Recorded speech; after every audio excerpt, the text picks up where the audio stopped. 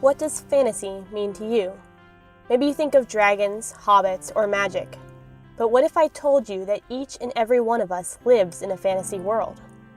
After all, we live on a massive rock made mostly of molten lava that hurtles around a giant ball of fire in the sky that powers all life. What part of our world doesn't sound magical? All throughout history, God's narrative is nothing short of fantastic. The first wizard duel took place in ancient Egypt, where an old man with a magical staff took on dark sorcerers and the most powerful ruler in the world. The first Superman leveled an entire army with a jawbone and flattened an entire building with his bare hands. As best-selling author N.D. Wilson put it, I write fantasy because I'm a realist. This is the real world.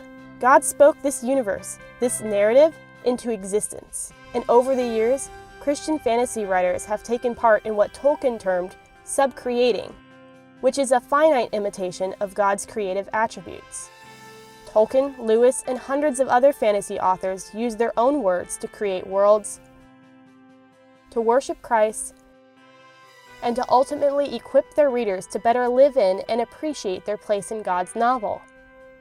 And in this novel, God has given us a unique ability to write our own chapters.